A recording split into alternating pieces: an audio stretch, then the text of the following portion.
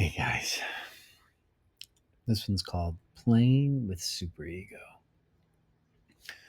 Dear Ewan, I noticed myself triggered and thought it would be a fun exploration of projection and superego. Stumbling now because it moves so fast. The flag I found in myself was you don't deserve love if you don't consider the other person's circumstances before you judge them. A friend called me a couple months ago. He actually texted and said he was with some hard feelings. I replied, "Free to talk now." He called and said he was very upset because he didn't think I had been a good house guest.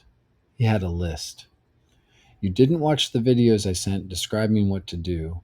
You didn't send a thank you note. You didn't take the sheets off the bed before you left. You never take us out to dinner.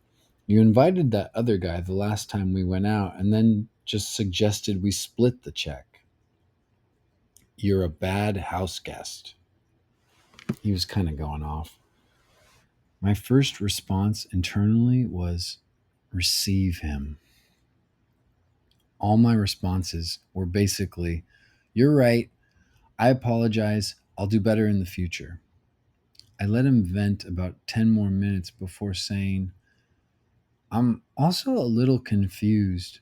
Can I tell you why?" He assented, and I said, "I didn't watch the videos because I've stayed there many times.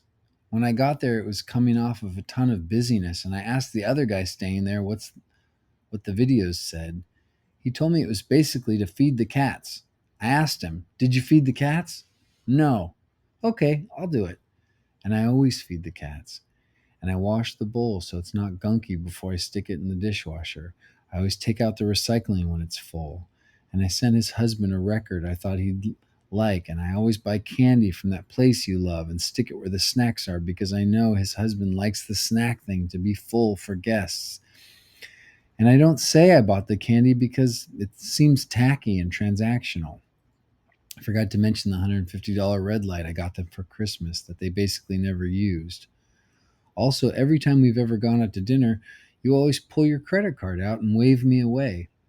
Internally, I was thinking he had always done that because they're millionaires and I'm super not, and he was taking care of me like I think I would do if our situations were reversed. And when I invited that guy, I thought it would be fucked up to let you pay, which you always insist on doing. And I actually couldn't afford to pay for everybody, so I said, let's split it.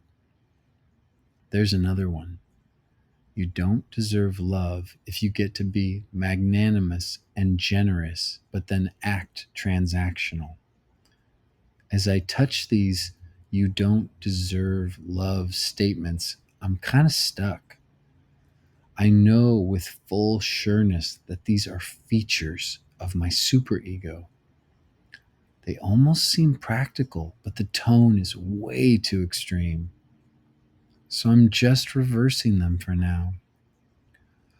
You do deserve love if you act magnanimous and you're actually being transactional. You do deserve love if you don't consider the other person's circumstances before you judge them. It feels funny. The words kind of short circuit me. It feels good.